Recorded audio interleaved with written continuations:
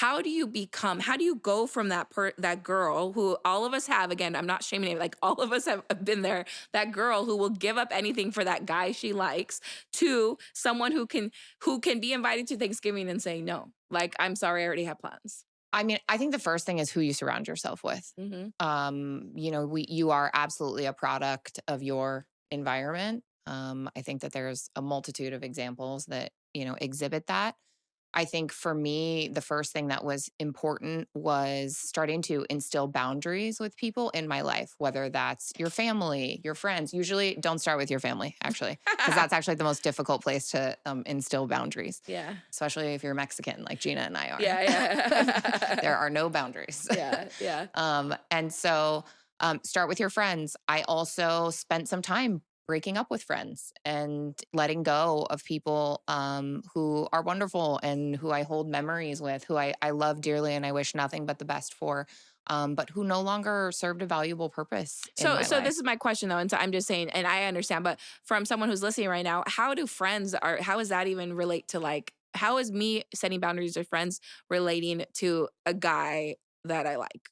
Well, you're in relationships across the board, right? Whether they're familial, platonic, romantic, etc. Like literally the root word of relationship is to relate to someone. And so how you relate to anyone is how you relate to everyone. Mm-hmm. And I think putting those efforts into practice in advance makes it a little easier and a little bit more second nature to do it in romance. I think it is difficult to just wake up one day and change all of your dating habits. It has taken me a long time, and it is still not second nature to me. Yes. It is something I have to be conscious about, I have to be accountable about, and I have to check myself. I don't naturally choose myself. I was not raised that way. I did not spend the first 37 years of my life acting And that most way. women are not. Absolutely not. Because it's in our nature to, like, put ourselves second, no matter what. Like, it's in our genetics, I Right. feel like. And Almost. society bolsters that in you. Yeah. That if you're a woman and you're not giving, you are selfish, you are not doing the right thing. But yeah, if you think about a guy, and this is not man bashing at all. But what I mean is, if they've been told their whole life to put themselves first, to put their career first, that they're supposed to take care of the family, that they're supposed to do all these things. And so it is second nature for them. They don't even think about it. Most men, I'm talking about all generally, but most, whereas women, we haven't been told that our whole lives.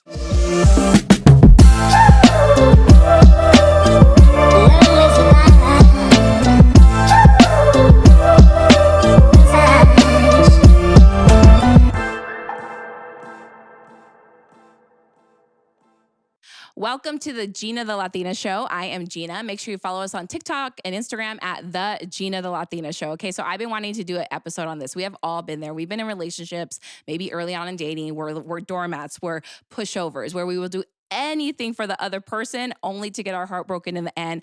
And that's why I wanted to bring in one of my girlfriends, Cassandra Dump, so we can learn about boundaries and a lot more.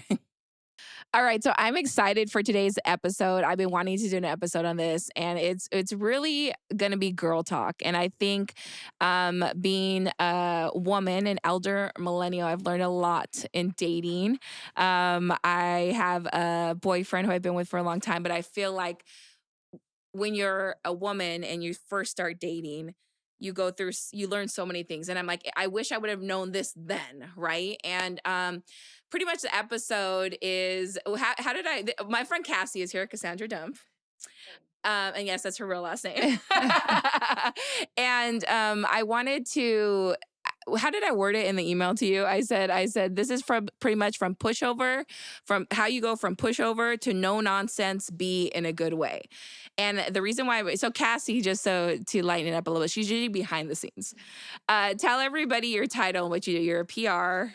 I work in PR. I'm essentially a communications consultant. So I assist every size company you can imagine, from small startups and pre-commercial companies all the way up to publicly traded companies, with assembling their brand voice, how they speak to their customers, their thought leadership. So she's usually behind the scenes, like, hey, Geena, how are we going to roll this out? And she was actually doing that before we started filming, like, how are we going to do this? How are we going to do that? But I am pushing you out of your comfort zone because I was really proud of you in a recent conversation and I'm making her come in front of the camera. So Cassie doesn't even have social media, okay? Like she doesn't, like she's the one telling you what to do, but not like actually doing it, right? Is this out of your, I feel like you're a little, a little I'm okay. nervous. I think it was funny. We were talking about before, I do a lot of media training. I teach people how to speak on camera. And so I think this is a good test to see if I too am media trained. Yeah. So. But the reason why I brought you on, because I really wanted to do an episode like this, and Cassie's an actual friend of mine. And I have seen you go through we've seen each other go through various Absolutely. relationships, right? And you'll text me things about like dating or what should I text him back or whatever. But recently we were getting out of a yoga class and you said something very significant to me. And you were talking about, I don't want to go too much into your relationship, but whatever you want to say, but can you tell, like, what did you tell me? And that's when I realized, wow, she's finally made it to the other side, right? And I was like, she needs to be on my podcast. What did you say? Pause. It's Geena the Latina. Okay, so what you need to do right now, if you're liking the content, is you need to like, subscribe, and comment because we want to keep this show going. We need to like mess with the algorithm a little bit. So if you like the show, help us out a little bit and make sure you follow us at TikTok and Instagram at the Geena the Latina Show. Okay, let's get back to it. I was recently dating someone that I have dated in the past, and he and I both, I think, had gone through some life changes, and this might have been his fourth chance. Be better than me. Don't give someone a fourth chance. But I've changed and grown a lot, and I'm in a really different relationship with myself, and I know that change and growth are not exclusive to me. And so if I want other people to believe that I have changed, I also have to give people runway to believe that they have as well. And so I viewed this as a little bit of an experiment. I'm trying to change some dating habits I have, and I think that it is difficult to know if you're really hitting the mark or changing your habits if you're not really out there dating. How do you know? Yeah. And so I viewed this as an opportunity, a little bit of an experiment, to try some new things with someone that I was already comfortable with, that I knew. And so recently I had said to you, if he called me tomorrow and ended it, I would just say, okay. And I really believed her because girls, let me tell you, girls know that, well, oh yeah, we don't care. We don't care. We don't this, that. But would you really? And I really believed you that if he ended it, you would be okay. Right. And now fast forward, he ended it. He ended it probably within a week of me making that statement to you. And are you okay? I'm 1000% okay. I'm so okay. It's awkward. Yeah. And that's a new feeling for a woman. 100%. I had to check in with myself. I went to therapy. I went to my Reiki practitioner and I was like, so it's really weird. I'm okay. And they were like, maybe you've just grown. And I'm like, no, that can't be it. Yeah. And that's where, because I got to that point too, because, okay, so now we're talking about present, and that's like where we are now, and that's when you actually find the person for you. Okay. So let's back up to like early dating, right? And we as women we have made these wrong decisions in relationship because we as women are nurturers, right? And so, and there's this book that I always tell every girl to read, Why Men Love Bitches, right? And it's not exactly what it sounds like, but it really teaches you how to be a confident woman. But let's back up. Early 20s, you were dating, and we as women think that, or we start doing, and I feel like Cassie, you could share a little bit of thing, you're an ultimate giver. Right? Can you think of an example when like you were with someone where you've now looking back, who you are now, looking back, you overdid for somebody? Oh, I could give you 1,000 examples. We could write a whole podcast on it. Later in life, I learned that this is called self-abandonment. Okay. And so it is when you overlook the needs of yourself or the needs of other people. I think oftentimes in dating, that's also what could be considered smothering or too much, the doer of all things. I think the greatest example always is when you have plans or something for yourself and then a guy calls and they want to hang out or do something, that you cancel your whole life and make yourself available. Yeah. I think that's kind of the most clutch, relatable example that and girls will make every excuse. And when I say girls, I'm not judging, because I was that girl at one point, like so where you make every excuse. Well, no, I didn't really want to go work out, or no, I can go hang out with my friends at that time. Like you make every excuse in your head to make it seem like you're not being a pushover, but guess what? You're being a pushover. And I don't know what other name. What's a better name for it than pushover? I don't have anything nicer. I thought doormat. So. Yeah, doormat. Like you really are, and that's how we are. So can you give us? Tell me one time, just to give an example, that Sure. you were a doormat back then? I think we could call it a dating doormat, actually. I have an ex-boyfriend. We've known each other for a very, very long time, 13, 14 years. We've dated probably 3 times significantly. We have lived together, shopped for engagement rings, all of those things. And my life, I mean, was always available at his will. You Mhm, name it. Like, you want me to cancel anything I'm doing to go take care of myself, and I'm open to doing it. mhm, Everything during that time in my life was about our relationship, not about myself or anything I needed. It was about his needs and what I viewed as the needs of our relationship. I think a great specific example is that I had plans actually for Thanksgiving, which is pretty significant. And we had already sort of parted ways, but we're maybe trying to figure out if we were going to work it out. We had moved out of our house that we were living in together, but we were still dating while living separately. And I canceled my entire Thanksgiving with my family to go to Thanksgiving with him, mm. with his family. And he probably asked you last minute or something like that, right? Or Yeah, it okay. was fairly last minute, and it was, pitched a little bit like, well, we'll have a trip and a nice time afterwards, and I'll take you, kind of a thing. And I think he was, well intended in his invitation, but my acceptance of that invitation says a lot about, where I was not that long ago. Yeah. And now looking back as like a grown, healed woman, what would you have done differently? I would have said a couple things. I think the first thing I would have said is, I would love to go. That sounds amazing. Unfortunately, I've already made my own plans and Mhm. I can't cancel them. Uh-huh. I probably would have then invited him to join my family if Mhm. he would have liked. Yeah. Um, family has a little bit of a different, meaning in this time and moment for me. I think I've been afforded a lot of perspective over the last 6 months or so with some things that have happened in our family. And I think it's important not to give up moments like that. Yeah. And I think we as women are so quick. And this is the thing, I got to give guys credit because guys, I've analyzed, I'm like a researcher by nature. Like I analyze my nephew, I analyze the guys I work with, I analyze whatever. Guys don't do this by nature. Guys, if you really think about every guy you've dated, they choose them first, almost 100%. always, 100%. They don't even think twice about it. I don't know what the reason is, but there's girls will always choose the guy before. Like no matter what, like it's like, and there's different extents. Some girls are like, will give up everything. Some girls will give up a little, but we're here to tell you that you shouldn't have to give up anything, because I do think at the end of the day, a guy wants, and I can attest to this because of my boyfriend, like wants someone who has their own life and they can feel the energy when you have your own life. And they don't actually, they don't like you putting them before everything else. They may say it, but energetically they don't. 100%. A And that's hundred. exactly what the book you mentioned, Why Men Love Bitches, is all about. She specifically defines it and says a bitch is not someone who is mean or treats people poorly. A bitch is someone who has her own life. Yeah. She has her own shit. Yeah. And so I'm also such a planner. And so I think one of the things that I have learned too is that, to me, one of the most important things when I'm dating someone is that someone values that I'm a planner and how my life moves and how I function. Mhm. And so if you want to get on the calendar, you should do that early. Because I am not just readily Yeah. available. Yeah. And once I give you a couple dates and a couple days go by and you haven't chosen one, those dates are now booked. Yeah. And nothing comes before now my commitment to myself. You and I have exchanged this text message on many, many occasions. And it is a very, very simple 3 powerful words, which is always choose yourself. Always. Always. Always.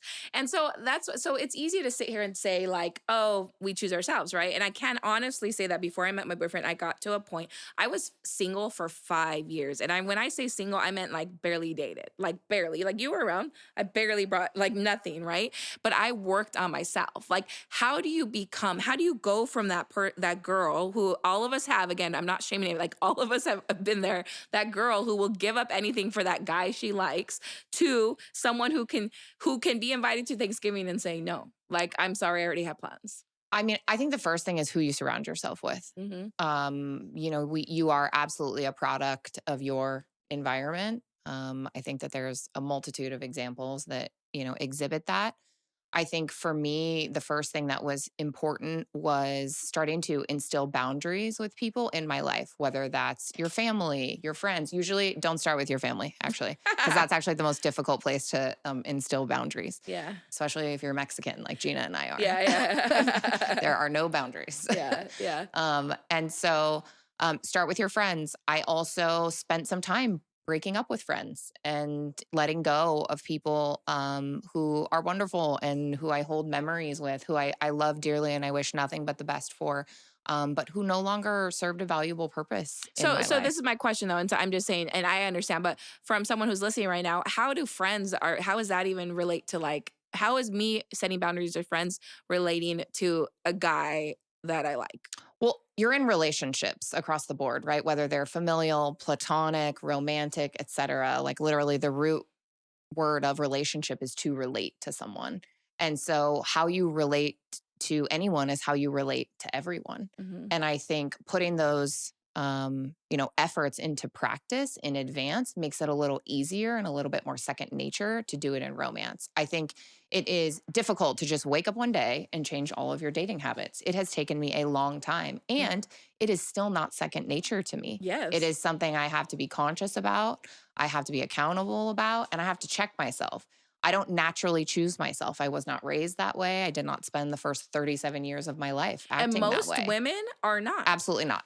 Because it's in our nature to like put ourselves second, no matter what. Like, it's in our genetics, I Right. feel like And almost. society bolsters that in you. That if Yeah. you're a woman and you're not giving, you are selfish, you are not doing the right thing. This is a But yet, if you think about a guy, and this is not man bashing at at all, all. but what I mean is, if guys they've been told their whole life to put themselves first, to put their career first, that they're supposed to take care of the family, that they're supposed to do all these things, um, and so they don't. It is second nature for them. They Totally. don't even think about it. Most men, I'm talking about all generally, but most, Whereas women, we haven't been told that our whole lives. Absolutely. I also think we are coming out of sort of this, or still amidst a massive generational shift, right, Yeah. between men and women. And most of us act in a manner that is related to behavior that was modeled to us as a child, right? Mhm. You do what you see. Your parents can teach you whatever they want and say whatever they want, but how they acted, whether it was conscious or not, is how we determine how to act. And So that's also how you'll choose your partners. absolutely. A great example of that is when I was a kid, my mom was very, very strict. I was not allowed to call boys. I am pushing 40. My mom will not let me sleep in bed with a guy still. If we go on a vacation, even if he's my boyfriend.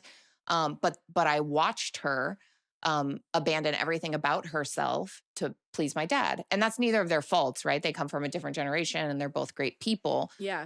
But that is just how their relationship was set up. And Yeah. so even though she set up and said and spoke and taught all of these standards of how I should only have a man pursue me, I watched her continually perform for love and pursue my dad. And so that's how I So that's acted in how. dating. So and yeah, and when and now as a healed person or healing Hmm. person, because I feel like we're always Always. healing, Hmm. you can recognize that, right? But when Absolutely. you start these dating habits when you're in your 20s or Hmm. even younger, you don't even realize you're doing that. And sometimes they're like energetically brought to you. I always say this because like my dad, I love him, but he was like a partier, you know what I mean? And he was just always like, and he was like he had addiction problems and things like that. Not anymore.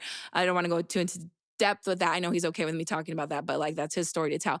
But I started like I realized, and I didn't even know the guys I started dating all had some kind of addiction problem, whether it be to different things, right? And how was I energetically bringing that into my space? Because I didn't know that when I met them, Right. right? But again, you mimic what you and my mom just put up with it her whole life. And they're, by the way, they've been together forever. They're never going to get divorced at Right. this point. And again, like you said, it's a different time, but she would just put up with it. And I remember one time I saw a therapist, and the therapist told me, like, she was pretty much telling me that the boyfriend at the time I had was bad, right?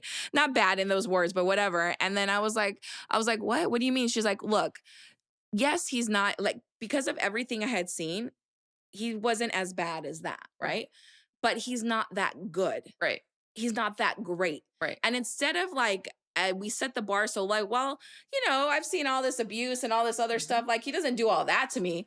But she's like, no, but he's not that great. And the for person you want to be with should be that great.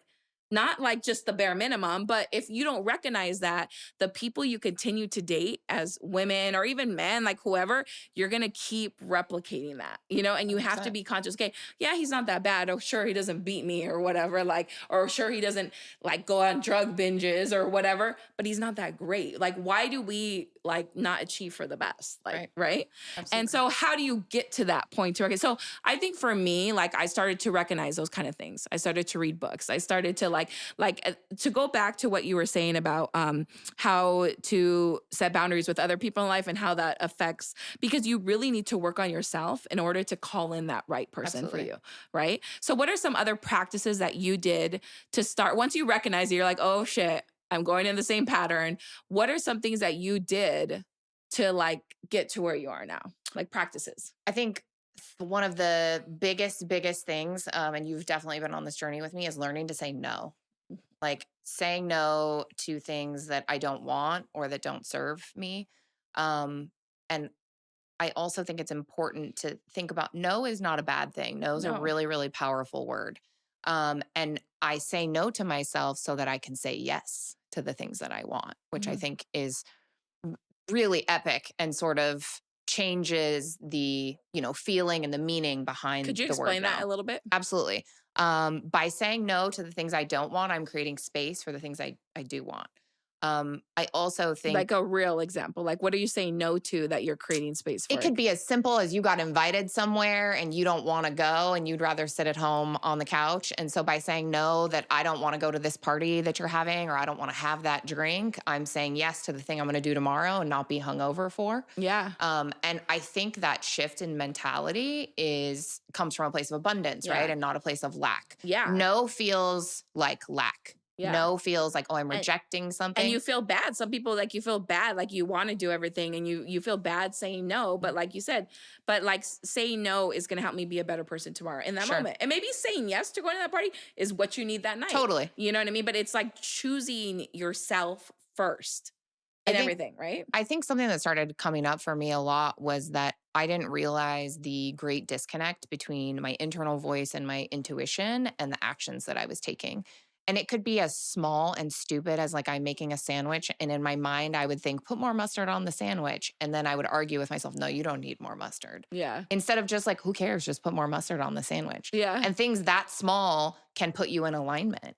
And so then I started noticing that throughout my life that the choices I was making were not lining up with the internal dialogues and the ways that I was feeling. I always view my intuition as me communicating with my higher self. Hmm. It's really interesting too when I do affirmations often or I speak to myself like positively, it's often in the third person. You can do this, you not I. Yeah. And I had a therapist one time tell me, well, that's just your higher self speaking to you. And that like blew my mind. I was like, Yeah. that's amazing. Yeah. Like, Yeah. so I think that there's a variety of ways. I think starting small with any habit is really, really important, whether that is setting up a routine that works for you. And a routine doesn't need to be 42 steps, right? Set yourself up for success, Yeah. not for failure. Yeah, and I want to be clear about this because I'll see like I can think of certain people in my life right now who are dating, and I'm just like watching like, and they think I'm like, no matter how great this person is that you're going on a date with, it's not going to work because you're not ready for it. Right. And so they're focusing on like, oh, going on all these dates and doing all these things when in my opinion you should be focusing on yourself, because all you're going to need is that one great date that To comes show when up you're ready, 100%. right? And I'm thinking of one specific person right now. But and I do think that people come to this point when they're ready, right? And people can't understand how does working myself going to help me with dating? Like I want to like be more clear on that because Sure. I know that you Yeah, understand that, sure. right? How can we explain that to someone that's listening? Like, how is everything they're talking about, affirmations and all these things, going to affect my dating life in the future? Like, how does that? Can you Well, I help think me? anything that impacts who you are and how you function is going to impact who you are and how you function as a partner in a relationship. Someone told me this once, and I always try to remember it. Is that the um, woman's role in a relationship is to bring like self-awareness to a Mhm. man. Because like you said, men are just naturally often taught in our society to like, oh, I take care of myself. These are the, things I do. They're not taught to question themselves, I think, the way that women are Yeah. through a variety of things, media, advertising, etc. And that a man's role in a relationship is to remind a woman to be closer to herself. And I think great men do that. Yeah. I think Adrian does that for Yeah. you a Yeah. lot, Yeah. right? Yeah. And there's a system of checks and balances. I think starting small with personal accountability. What don't I like in my life right now? Mhm. And how do I play a role in that? Gabby Bernstein's great. If Oh, you don't yeah. know who she is, she's kind of where you start when it comes to self-help and spirituality and guru. She's very accessible, Read her books, Gabby very, Bernstein. very, very relatable. But one of the things she talks about in accountability is always, I must clean up my side of the street first. Mhm. So someone could do something horrible to you, but that doesn't mean that you don't have any responsibility or a role in it. And I think the idea too is to give you some control and power, right? Over a situation that might feel powerless in Yeah. some capacity. I failed miserably at my last couple relationships, and I don't think that they were the best partners, but I also had a role in that. Yeah, and explain that a little bit if you don't mind going into Sure. whoever you want. I don't really care. You don't need to say who, but like something that you can look back on it now and like, wow, at the time I thought it was them, but no, I was playing a role in that Oh, too. I mean, I think the first thing that comes to mind, my ex-boyfriend that I had mentioned that I feel like we've shared a whole lifetime together, despite that we've, never You been guys were both married. your teachers too. Yes, a Yes. lot. But I think one of the things I did is I tasked him with my happiness. I was never responsible for my own happiness. He was responsible to make me Mhm. happy at all times. Yeah. A And lot of people in relationships do this. And 100%. even to this, like I feel like we're always healing, but like I literally told my boyfriend the other day, I can't even remember his here. I can't even remember the story, but I remember texting him after, I'm sorry, like you're not responsible for my happiness. Yeah. Like I'm putting a lot on you. Like Mhm. I need to like take a step back and realize like you're not responsible to make me happy. I am, Absolutely. no matter what, right? Absolutely. So explain. And so I think, from my side, I would task him with like, you have to go do this thing with me, or you need to attend this event, or Yes. you need to go to this wedding, and that's not to say that as a partner, you shouldn't make sacrifices and participate in certain things, together to do things communally. And I would only say this, in a public forum, because I have said it to him that I felt very alone in our relationship. Yeah. I felt like I tended to his things. I went to his events. I hung out with his family, all the things. I was always like on his arm and available as needed. And he did not do any of those things for Yeah. me. Yeah. Everyone always was like, where is he? Where's your boy? Like it was like the phantom boyfriend kind of that didn't exist. But I mean, I tasked him to be my end all be all. Yeah. You should be the person who is the provider. I need you, to do this thing around the house. And that's not to say you shouldn't, delegate tasks, etc. But I put everything into this. We've had some closure recently and some really fruitful, like non-emotional discussions about our relationship, which has been, fantastic, like a year or so post breakup. And recently I had said to him, I don't think you understand. I literally thought that if our relationship didn't work out, I would die. Mm-hmm.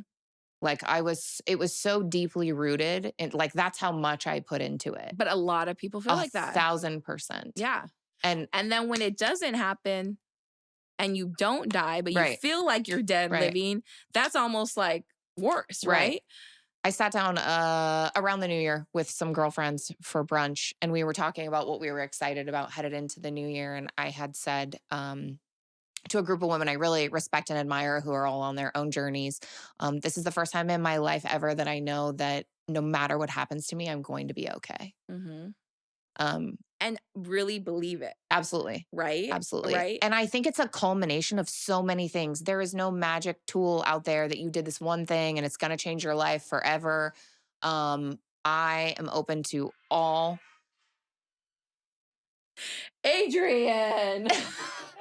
That's my boyfriend, if you guys heard that. Britney Spears. Way to really break the live mood. podcast. That was great. It's okay. Way to lighten the mood. Should we bring Adrian on camera? Adrian. That's my boyfriend. But you know what's really cool is I could sit here and do a podcast. My boyfriend is literally in the other room watching Britney Spears. A Okay. TikTok video of some kind. What were we talking about? Being okay no matter Yeah, what. yeah. And I don't think it was a specific aha moment. It wasn't like a light switch that turned from one to the other. You know, it was a gradual effort over time, just believing that I could get there. And that I think the most important thing, too, again, is the people you surround yourself with. So I'm surrounded by people who have gotten there Yeah. or who are working on getting there. Um, And I I think that not just in relationships, in anything. Like I just did a TikTok or whatever on this. Like, if you want to be a business owner, you need to surround yourself with business owners. 100%. You know what I mean? If you want to be a hairstylist, you need to like put yourself in the hairstylist mix. If you want to be good at dating and have a relationship, maybe you should hang out with people who and look at people who have accomplished successful relationships. If you're with a bunch of people who are, you know, and I'm not saying drop all your friends, maybe you can, but I'm saying those are the little things to get you to where you want to be. right. Like that we don't realize we're doing. We're like hanging around with toxic people is not going to help us not be not toxic. You know what I mean? 100%. Like, and you have to be cognizant of that. I think it's also human nature that when you're evolving and changing and growing, that you revert back to old versions of yourself with certain people Yeah. because your dynamic is a specific way. Yeah. And so that's something I definitely struggle with because you can't, just clean house all in, Yeah. in one Especially with day. your family. Yeah. And I wouldn't, they drive me nuts, but I wouldn't trade them for anything. Yeah. But there are absolutely, conscious moments. I think for me, there's a variety of things that have helped. I think when you sit down and you're able to get still and quiet, which is very, very difficult in the world we live in. It's part of why I don't have social media anymore. Yeah. I just didn't have a positive relationship with it. I think that, it's used for good with certain people, but I also think that it exponentially increases some people's loneliness, the disease of more that we have in the even world. like if you're single and you're looking at all these people who look like they're in Right. happy relationships, Highlight which by reels. the way, it's all BS. Yeah. Because even me and Adrian, I don't put like we have fights, we have things. I'm Right. not putting that on social media, Right. although that would be a great reality show. Like you're only seeing the best, and you Right. can really get caught up thinking like everyone else is living this great life. It's not like I always say this: if I weren't doing what I would be doing, what I'm doing, I wouldn't have social media either. Right. Right. It can be great. It connects people. Sure. It gets the word out, whatever. But it also like you need to realize what it is if you are doing it, right? Absolutely. And so I think for me, things that have really, really helped, you said reading, self-education is huge. When we talk about self-education, I think that everyone who is out in the world dating should know what their attachment style is. If you don't know Yes. what attachment theory is, Let's get into that a little bit. dive in, friends. People don't realize that. Like these are the things that once I started reading books, which by the way, I still think you should read a book or listen to an audiobook or whatever, attachment style. You're like, you read it, you're like, oh shit, that's me. 1000%. What is an attachment style for someone that may have no clue what that is? So attachment theory is probably a more recent theory in psychology, but it's becoming way more accepted, I would say, in the last 3 to 5 years than it was 5 or 10 years ago. There are 4 attachment styles. People who are securely attached, which are people that are comfortable with closeness, comfortable with independence. They're just middle of the road people who typically have had secure relationships modeled to them. It's safe to love people. It's safe to be close to people. It's also safe to be alone.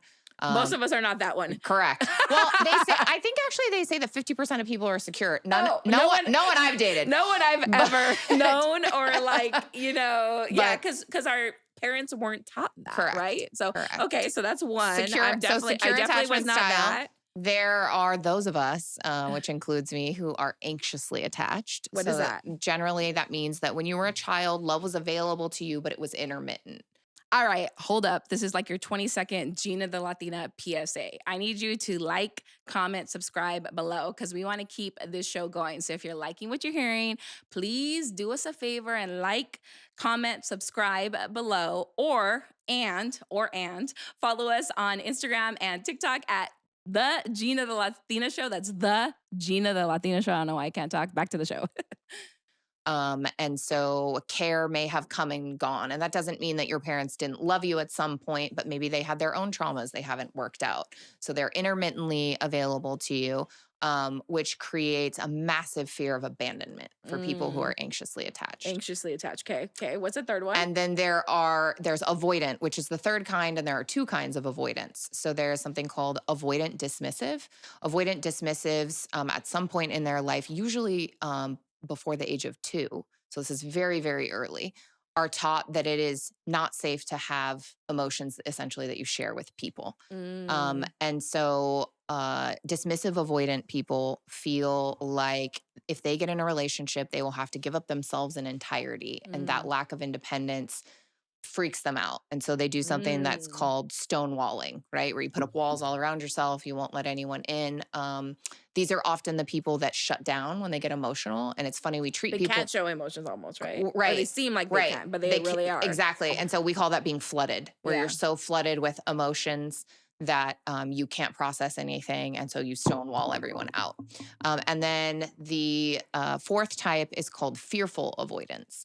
And someone who is a fearful avoidant really wants to be close to someone, but cannot let anyone near them. I think that's how I was for a long time before I started the healing, maybe. But keep explaining that a little bit. So that means that at some point in your life, you were taught either most of these people were abandoned. You hear in some capacity a parent left or Yeah. And abandoned, just so you guys know, if you and definitely read into all this, it doesn't mean like you parent can still be in the house and you right. feel abandoned. Like it's Correct. They could not be that. emotionally unavailable. I think actually some of my anxious attachment is rooted in the fact that my dad was a firefighter. Yeah. And so he would come and go a lot. And as a child, you don't really understand, right? That your dad is here or there or going to work, et Yeah. cetera. And I think that's definitely, part of where some of my issues come from. And Which, by the way, we're not saying also like her dad is an amazing dad. He did firefighter, absolutely. but I think it's our responsibility as adults to understand this and like work through what might have been created on accident or whatever. Absolutely. As an adult, it's our responsibility. It's not their responsibility. We are absolutely the generation that has been tasked with healing generational trauma. Yeah. Like, we could go on so many different tangents about this, but like something called epigenetics, right? Which is essentially that they have now scientifically proven that memories are passed down through genes. Yeah. So that means that like you carry memories of trauma from your ancestors hundreds of years ago. And our generation has become the generation that's like, hey, we're not putting up with this shit anymore. Yeah. And so we're not just healing for ourselves, right? We're healing for hundreds of years of like family lineage. Yeah. The other thing I also always find interesting is as you continue to learn about yourself and you are accountable to who you are and you continue to garner, more and more self-awareness, is that the reason that you have to continue to do work and you're always on a healing journey is because we live in a world that's continually counter-programming us. Yeah. Telling you the opposite. Yeah. So not only are you dealing with all of this past trauma, but you've got trauma in front of you that you have so it's just, you're just It's on a the path. lot. Yeah. So, Specifically back to the attachment styles. yeah, what's the last one? So fearful avoidant is Okay. the last one. And it's very common that people who are anxiously attached date avoidant people. It's a self-fulfilling prophecy. Because I am anxiously attached, I believe that someone's going to abandon me, so I choose someone who abandons me. That It's makes wild. sense. So once you recognize that, Yeah. okay, now we're to the point where like, okay, I understand that. I understand why I keep choosing Uh-huh. these same people in relationships.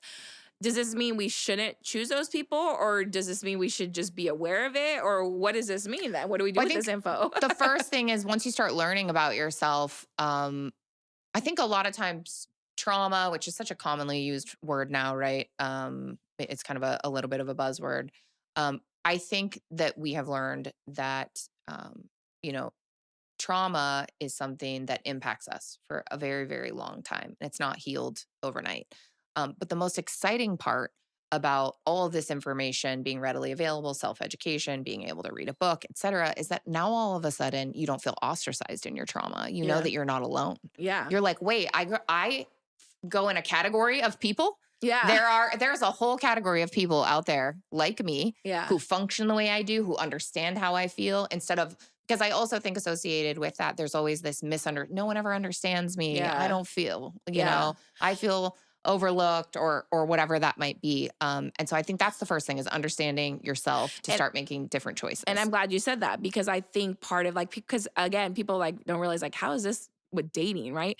Or how's this with finding your forever person? Because understanding yourself, Mhm.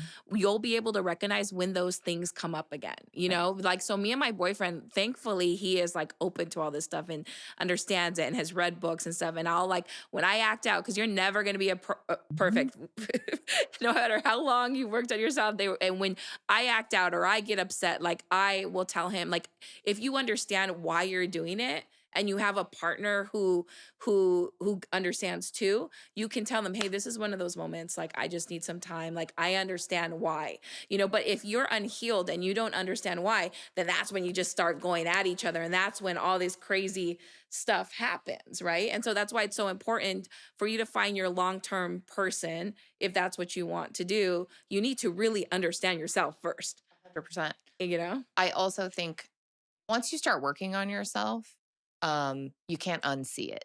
You can't Yeah. unsee all the information, and it's a lot. You can rabbit hole so deeply, right? Yeah. On so many things. And I think if you take some time to get to know yourself, right? Like, I'm an external processor. I like to talk things out. I'm a verbal person. And so for me, talk therapy is really great.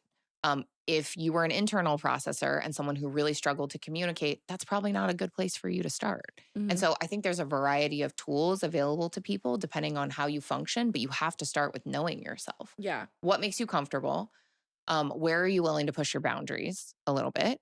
And what are you sort of open to? I think spirituality is as a whole is readily accessible in the Yes. world now, which was not the case No. 5 or 10 years No, ago. even when I started it, I kept it a secret. Right. Like it's so crazy. I talk about this all the time because I really delved deep, probably down like 7 years ago. And it was like, don't talk about it. Like they're gonna think you're weird, like all these things. But I knew it worked. Like everything I have manifested in this world, I knew it worked, like all this stuff. But now it's like cool on TikTok and it's cool. And what my the girl that does social media for me is like, why don't you post more about this stuff? Because you've been doing it for years. And I just got so in a habit of keeping it a secret, Mhm. that I'm even me, I'm like trying to like, okay, like be open it. But now it's yeah, like to what you're saying, it's just like it's not a faux pas anymore. It's just it is what it is. Well, and again, that goes back to working on yourself. Yeah.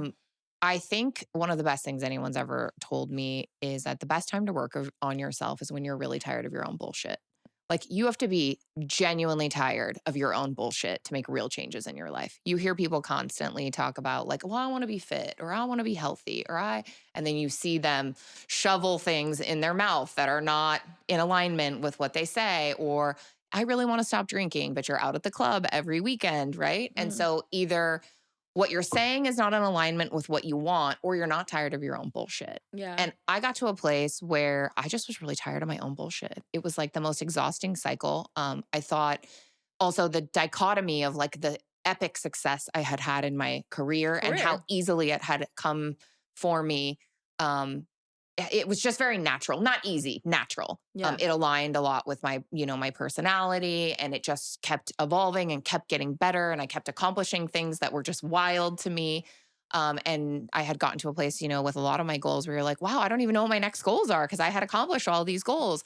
And then to just be an epic failure in dating and my personal life, it's humbling, It is. right? It And is you start right. looking around, and especially when you're a woman who's successful in your career, but you're bad at dating, there are some labels associated with that, right? Yeah. Oh, she's a man eater, or she can't keep a man, she can't do this. And it's so interesting because we do still live in a society where oftentimes like a woman's value is rooted in whether or not a man has chosen her, which Yeah. is just like, I mean, I could throw myself off your balcony over that.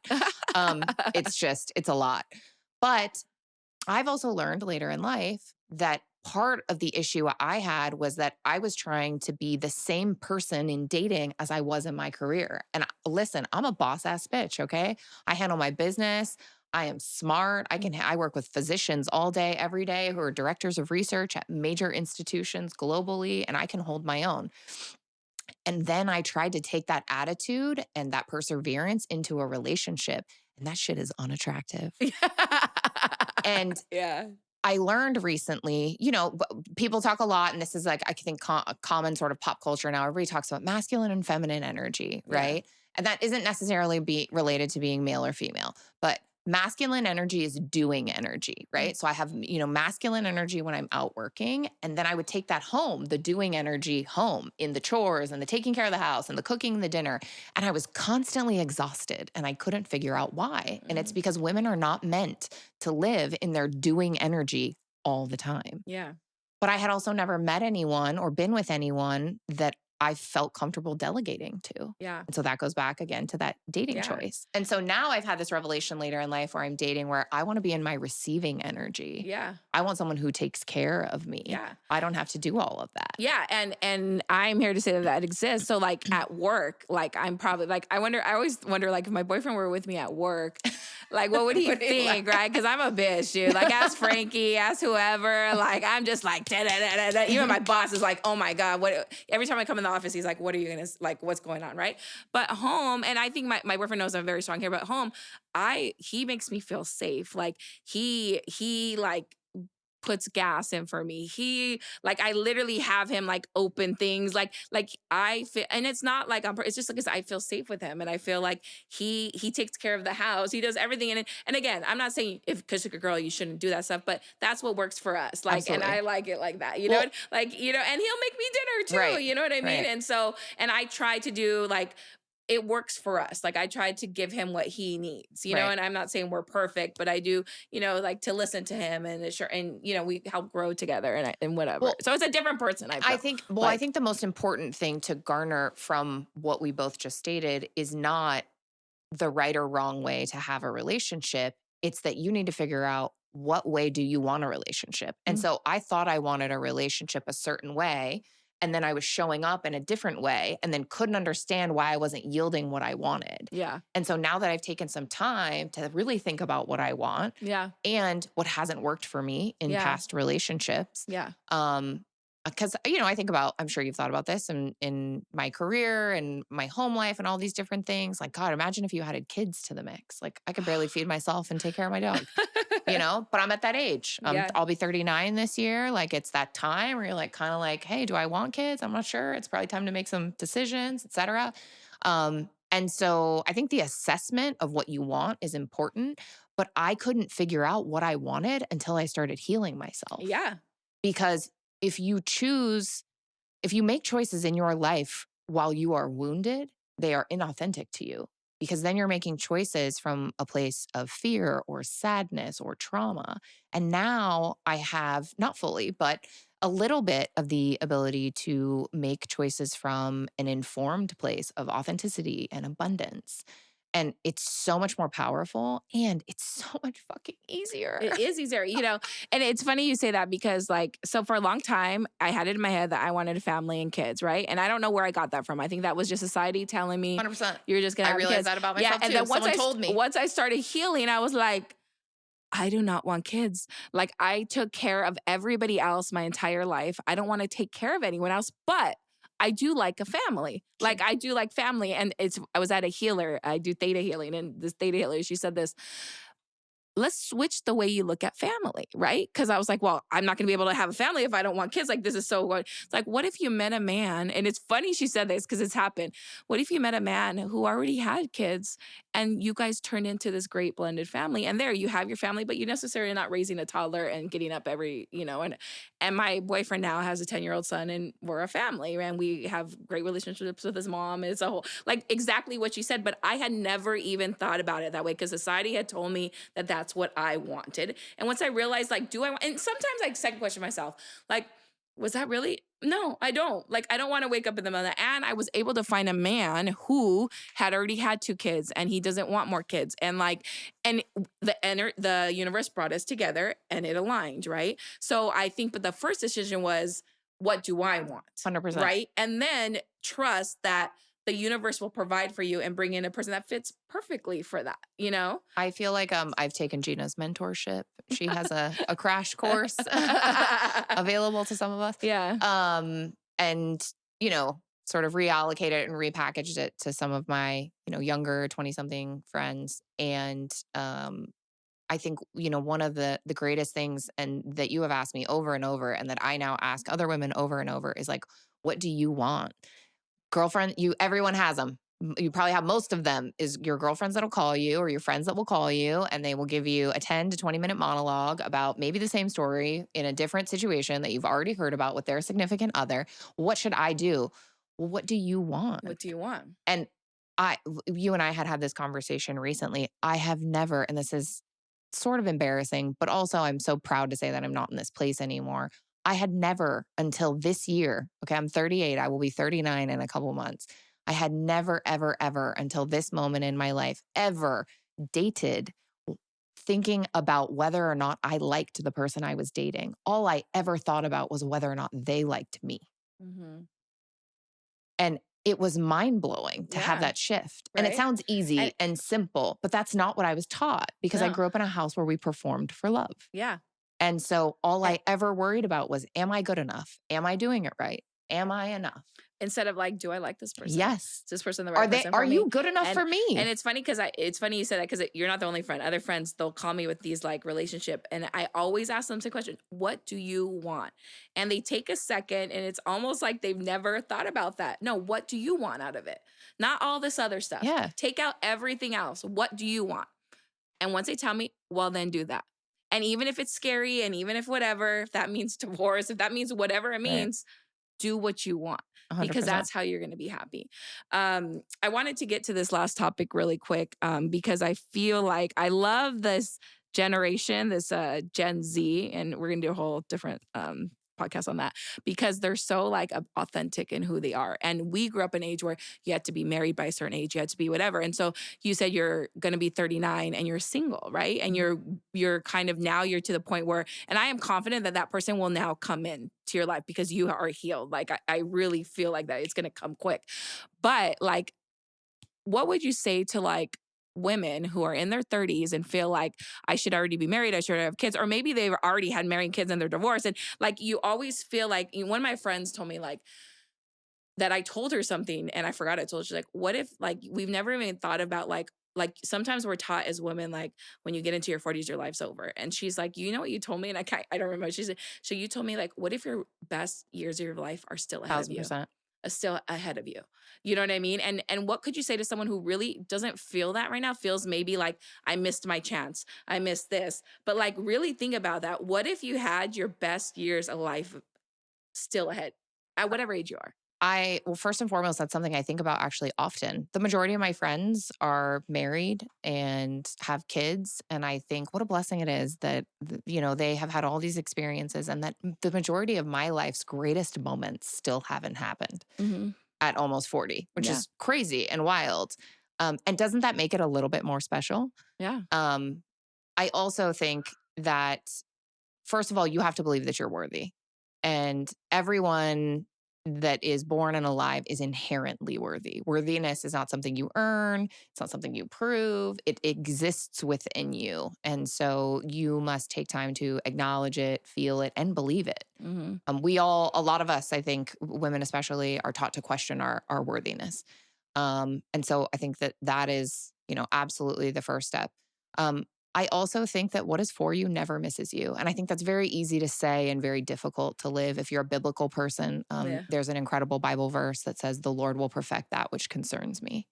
And so I just firmly believe that the universe is always working on my behalf and that even when things are falling apart, they're working out. Mm-hmm. And listen, life is going to be fucking hard no matter what. There is nothing that you can do. No one gets out alive, right? Yeah. It's rough out there. We also are in a place in the world I don't know, that might be a bit arguable post pandemic, right? Where the collective energy of the world is very heavy. If you're an empathic person, et cetera, you can talk to tons of people that are like, oh, I just feel kind of all the time. And because we're living in a world that's feeling that's gone through, a major shift. And I think the most important thing is to sit down, get still, and the answers come. They do. It's wild. They do. Like the easiest things that help us the most are often the hardest to do. And so, what if you just sat with yourself? Mm-hmm. What if you sat and thought about what do you want? I also would encourage you to think about what do you already have in your life that you love? Because coming from a place of gratitude is what brings in more of the good stuff. Absolutely. If you constantly look at your life and you only think about the things that you don't have, that's what you're going to you keep will bringing in. continue to reap less, of what you're attempting to sow. And then the last thing I think is surrounding yourself with people who lift you up, but who hold you accountable. Do not spend your time with people who blow smoke up your ass. Yeah. Sit with people who will, with love, tell you about yourself. Yeah. Right? Mm-hmm. And if you don't know where to start asking the people who are closest to you. Yeah. What are things that you notice in my life that you feel like maybe I don't notice? Yeah. Is there anything specific that I do on a continual basis that drives you bananas that I might start to work on myself? I'm not the timeliest person, Geena will tell you. Yeah. That's why I told her to be here a half hour before she needed to be here. And I was here 20 minutes. So it was within 10 minutes. So things as small as working on little habits like that make a massive difference in your life. Nothing is, insignificant. Yeah. And I also think that looking at healing modalities, read about healing modalities and see what resonates with you. It has taken me years to determine like what my healing regimen is. I go to talk therapy every 2 weeks. I did EMDR recently, which is wild and amazing. And I highly, highly recommend that you do, with a licensed professional. We do theta healing, Reiki, breath work, meditation, all kinds the of different things. thing we did. And I think you just have to think of all of this like a toolbox. It has a lot of different tools in it that serve a lot of different purposes. Yeah. Right. And if you are trying to patch a hole in a wall, a hammer is not going to help you. Yeah. And so you need to learn what tools work for you in what capacities and hold yourself to that standard. Mark Groves is great. I'm sure you're familiar with him. On Instagram, he's Create the Love. He has a phenomenal podcast as well, but he talks about how he consistently makes an effort to live from his highest amount of knowledge. And I think that is difficult, but such an amazing goal to set. And so I think asking yourself even that simple question on a regular basis, like, am I making this decision from my highest amount of knowledge, right? We always ask what's in our highest and best. What's in our highest and best, yeah. And so I don't think that anything that is for you will ever miss you, but you have to believe that your time is coming and you have to believe that you're worthy. Yeah. Or you're going to miss life's greatest moments. And that was a point of this podcast is I really firmly believe that like people think like dating is so much more than dating. Mm-hmm. It is coming full circle and doing all these other things, healing yourself. And then that dating part, that person who compliments you and is on that growth journey with you will enter your life. And then that's how you meet the person you meet. So it's not a simple answer, but it's a lot of little things. And I hope that helped you guys a little bit today. Thank you, Cassie. Thank you. I would ask you, like, where can people find you, but you're not on social media? Can't be found. Do you want to plug anything? Not really. Do you want to, if you need a PR person? Yeah, if you need a PR person, copywriter. How can they find you? Geena knows how to find me. Thank you.